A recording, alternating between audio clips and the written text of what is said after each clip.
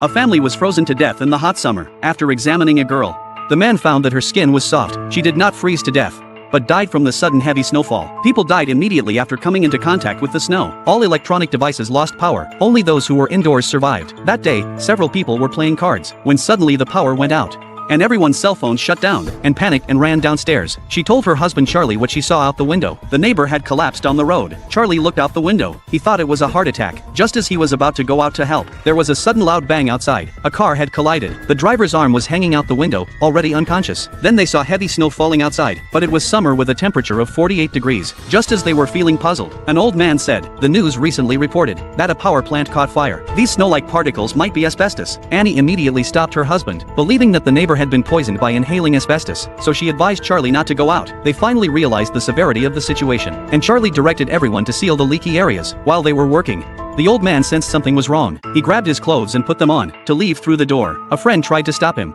but he pushed the friend aside because he wanted to find his child. But as soon as he stepped out of the room, an accident occurred. Several people saw the old man walk out onto the road and collapse immediately. They didn't know what to do. That night, Luke saw something through the window. Hey, Ben, give me a... The window of Charlie's neighbor across the street was lit up. Then the neighbor pulled back the curtains. Luke raised his arm to warn the neighbor not to open the window, but the neighbor couldn't hear him. So Charlie held up a lantern and waved it in front of the window to warn the neighbor. But the neighbor thought Charlie had something to say and opened the window directly. In an instant, the neighbor collapsed on the window and stopped breathing. Then his wife came over to check and also collapsed by the window, motionless. This made Luke uneasy. His wife would get up early every day to go running, so he had to remind her before dawn. Charlie suggested making a set of protective clothing, but there were no materials to make protective gear. They could only put a waterproof jacket on Luke, put bags on his feet, seal the cuffs with duct tape, and finally put a mask on Luke. This mask had been lying in the warehouse for years, and Charlie had never used it. He only hoped the mask could resist asbestos. After taking precautions, Luke went outside and found himself unharmed. The mask and clothing truly worked. When he stepped onto the ground, he realized it wasn't asbestos but snow. Upon seeing the bodies of his deceased friends, he observed a moment of silence, then bid farewell to his friends upstairs. Along the way, he saw numerous bodies. The entire city resembled the desolation of a post-apocalyptic world.